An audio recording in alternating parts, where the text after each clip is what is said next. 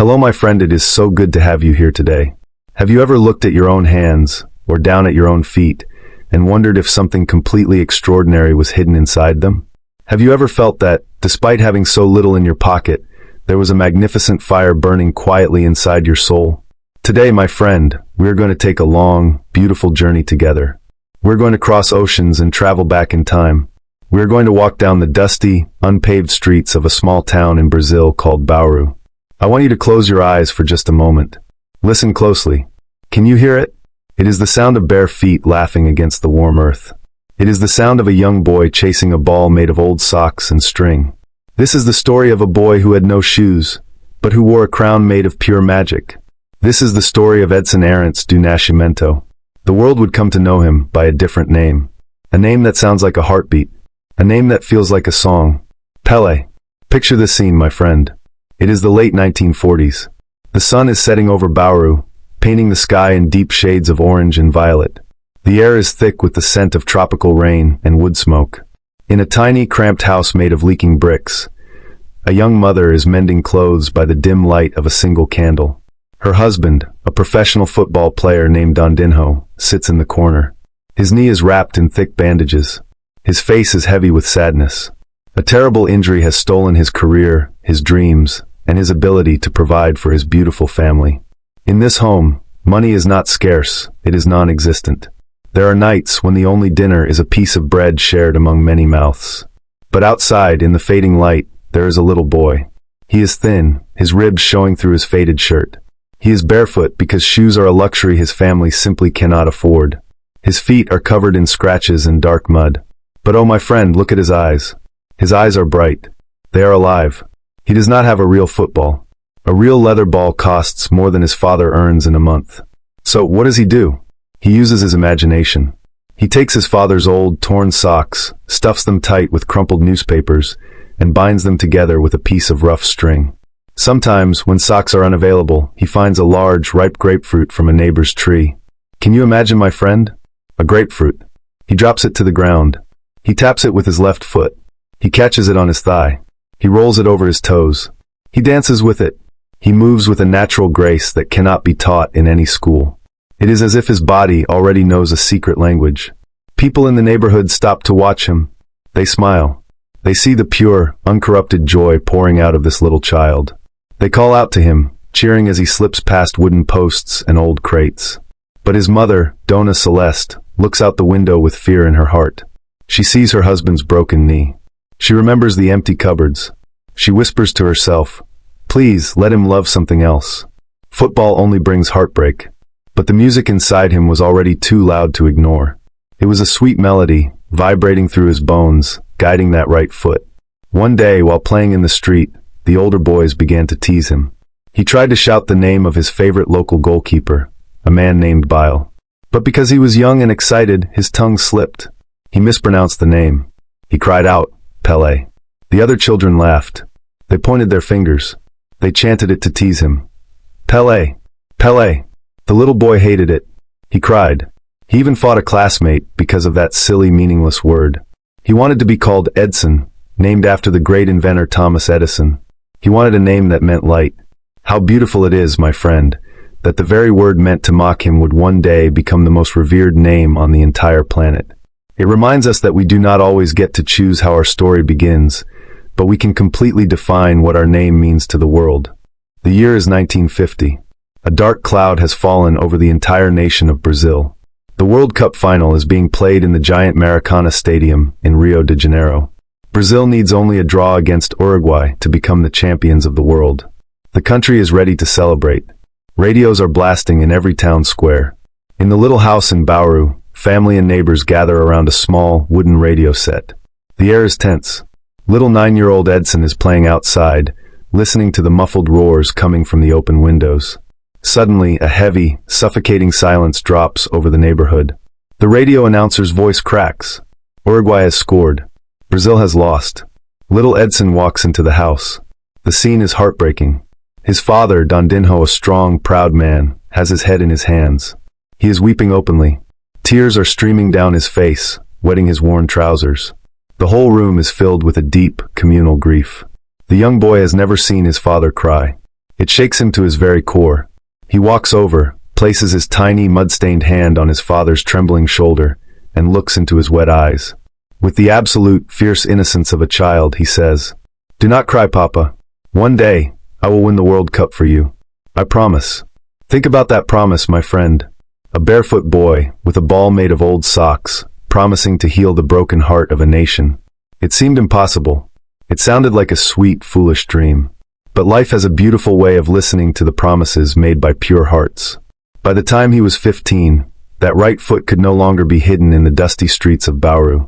A local scout named Waldemar de Brito saw the magic.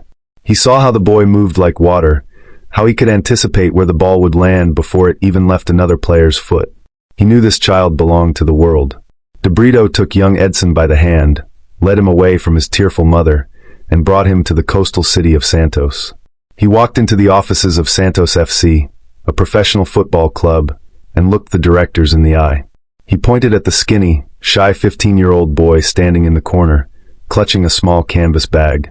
De Brito said, "This boy will be the greatest football player in the world." The directors smiled politely. They had heard this many times before. But when they put the boy on the training pitch, the smiles vanished. The professional defenders, grown men with hard muscles and years of experience, tried to tackle him. But the boy was not there. He was like a ghost, slipping between them with effortless speed. He played with a profound rhythm, a style the Brazilians called ginga, a beautiful, expressive movement born from the history of capoeira and samba. He was not just playing a game, he was composing a symphony with his feet. Within months, he was scoring goals for the first team. The shy boy from Bauru was fading away, and the legend of Pele was beginning to rise. Let us travel now to the summer of 1958. We are far away from the warm sun of Brazil. We are in Sweden for the World Cup. The weather is cold, gray, and damp. The stadiums are filled with tall, powerful European players who play football like a disciplined military exercise. They are strong, organized, and tactical. And then there is Brazil. And among them, a 17-year-old boy. He is so young that he looks like a child who has wandered onto the pitch by mistake. He had suffered a knee injury just before the tournament, and many thought he shouldn't even be there. But the spirit inside him was unstoppable. When he finally stepped onto the green grass in the quarterfinals against Wales, something shifted in the universe. Can you picture this scene? He receives the ball with his back to the goal. A large, towering defender rushes in to crush him. With one delicate touch of his chest, Pele cushions the ball. With a second touch of his foot, he flicks the ball completely over the defender's head, a move of breathtaking audacity.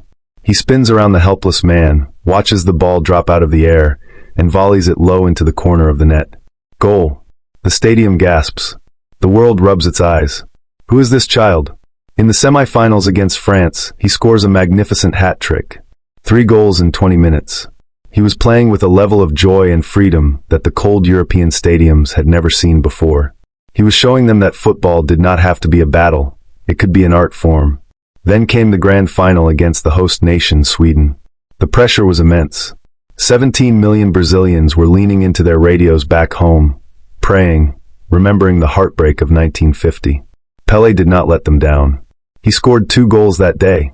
One of them remains one of the most famous goals in human history. He controlled a high pass on his chest, calmly looped it over a defender who was trying to tackle him, and before the ball hit the ground, he struck it with absolute, perfect precision into the back of the net. When the final whistle blew, Brazil were the champions of the world. The promise made by the 9-year-old boy to his weeping father had been kept. Look at these, my friend. See the raw, beautiful emotion. The young boy did not celebrate with arrogance. Instead, the overwhelming weight of the moment washed over him. He fainted on the pitch from pure emotion. When he woke up, he wept. He cried on the shoulder of his goalkeeper, Gilmar, his body shaking with tears. He was no longer just a poor boy from the slums. He was a hero.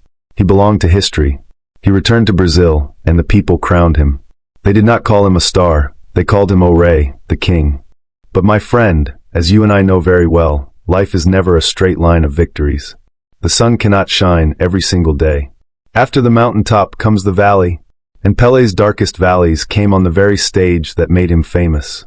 In 1962, the World Cup was held in Chile. Pele was now 21 years old, widely regarded as the finest player on earth. The world was waiting to see his magic again. But in only the second match against Czechoslovakia, as he cleared a powerful shot with that right foot, a sharp, burning pain ripped through his groin muscle. He collapsed to the grass, clutching his leg. He tried to stand, but his body refused. He had to sit on the sidelines, wrapped in blankets, watching his teammates play without him. Brazil won the cup again, but for Pelé, it was a bittersweet torment. He felt like an outsider at his own feast. For years later, in 1966, the tournament came to England. This was the absolute lowest point of his professional life. The opposing teams had realized they could not stop Pelé with skill, so they decided to stop him with violence. Picture the scene in Goodison Park against Portugal. Every time Pelé touched the ball, defenders rushed at him, not to win the ball, but to kick his legs. They tackled him from behind, violently knocking him to the hard ground. The referees turned a blind eye. Pelé's knee was severely damaged. He was bleeding. He was limping so badly he could barely walk. Because substitutions were not allowed in those days, he had to play on, a target for brutal tackles, wrapped in a heavy trench coat after the match, his eyes filled with bitterness. Brazil was knocked out of the tournament in the first round. It was a national humiliation. Pelé was broken, both physically and spiritually. The joy had been stolen from him. The game he loved had turned into a cruel, violent battlefield. He sat in the quiet dressing room, staring at his bruised, swollen legs, and made a painful announcement to the world. I will never play in another World Cup again. This is the end for me. Can you feel his pain, my friend? Have you ever been so hurt by life, so defeated by circumstances, that you wanted to give up on your biggest passion? Have you ever said, "No more, I cannot take another blow"? Pelé was the king, but he was also human. He felt the cold sting of despair. For 2 long years, he refused to wear the yellow jersey of his country. He walked in the shadows of his own doubt. But true greatness, my friend, is not measured by how high we climb when everything is perfect. True greatness is measured by how we stand up when we have been completely broken down. The year is 1970. The World Cup is in Mexico. It is the first time the tournament will be broadcast around the globe in glorious, vibrant color. Pelé is now 29 years old. Many critics in Brazil say he is too old, that his eyes are failing, that he is a shadow of his former self. The military government of Brazil pressures the team. The weight on his shoulders is heavier than ever before. But the music inside him began to play once more. He realized he could not leave his story in the darkness of 1966. He had to return, not for fame, but to restore the soul of the beautiful game. The 1970 Brazilian team became a golden poem written on green grass. And Pelé was the conductor. He did not just score goals, he created moments of pure artistic wonder that people still talk about today with tears in their eyes. Can you imagine, my friend, the final match against Italy? The packed Azteca Stadium is baking under the intense Mexican sun. Over 100,000 voices are roaring. In the 18th minute, a high cross floats into the Italian penalty box. Pelé is marked by a defender named Birdnich, a man built like a wall of granite. But Pelé does not just jump, he seems to fly. He leaps into the air, and for one impossible, eternal second, he defies gravity. He hangs in the air, waiting for the ball to arrive. Birdnich later said, "We jumped together, but when I came back down to the earth, I looked up, and Pelé was still up there, suspended in the sky." He headed the ball powerfully into the net. Later in the match, with minutes remaining, Pelé receives the ball near the edge of the area. He does not look. He does not need to look. He possesses a mystical map of the field in his mind. He senses his captain, Carlos Alberto, sprinting like a locomotive down the right flank. Pelé gently, lazily rolls a soft, blind pass into open space. It is perfectly weighted. Alberto rushes onto it and smashes it into the goal. It was the perfect goal. It was the ultimate expression of teamwork, harmony, and love. When the game ended, fans rushed onto the pitch by the thousands. They lifted Pelé onto their shoulders. They put a large straw sombrero on his head. He was shirtless, crying, his arms raised to the heavens. He had achieved the impossible. He had won his 3rd World Cup, a feat that no other player in human history had ever accomplished, or has accomplished since. He had turned football into O Jogo Bonito, the beautiful game. He had brought the entire world together in a shared moment of absolute, shining happiness. And here is what I want you to carry tonight, my friend. The story of Pelé is beautiful, but it is not just a story about sports. It is a profound mirror for your own life, and for mine. Think about where he started. He started with absolutely nothing but a dream and a grapefruit. He did not wait for the perfect conditions to arrive. He did not say, "I will play when I have real leather shoes." He did not say, "I will practice when I have a real field." He used what he had, right where he was, and he poured his entire heart into it. So often in our lives, we find ourselves waiting. We say, "I will start that project when I have more money," or "I will pursue my passion when I have more time," or when life becomes easier. But Pele teaches us that the magic is not in the tools we possess. The magic is inside the spirit we bring to our work. Your grapefruit might be a simple notebook, an old computer, or a small, quiet room. Do not despise your humble beginnings, my friend. It is in the dirt of the empty streets that the deepest roots of greatness are formed. Think also about his darkest moment in 1966. He was kicked, bruised, and broken. He wanted to walk away forever, but he found the courage to try one more time. He understood that a temporary defeat is not a permanent identity. When you face your own valleys, when you feel targeted by life, when your plans fail, or when your heart is heavy with disappointment, remember that your story is not finished yet. The pain you are feeling today is simply the difficult middle chapter of a magnificent book. Do not close the book in the middle of a sad paragraph. Keep turning the pages. Your 1970 is waiting for you. Your moment of redemption is drawing close. On a rainy afternoon in October 1977, Pele played his final professional match in front of a sold-out stadium in New York. He played one half for his beloved Santos and one half for the New York Cosmos, the team that had brought him out of retirement to teach America how to love football. As the game ended, the clouds opened up and a heavy rain began to fall over the city. A journalist later wrote a beautiful line. Even the sky was crying because the king was leaving the stage. Before he walked off the field for the last time, Pele took the microphone. He looked out at the thousands of faces, and he did not talk about his 1,283 goals. He did not talk about his medals or his fame. Instead, he looked at the crowd and asked them to repeat one simple word after him 3 times. He cried out, "Love, love, love."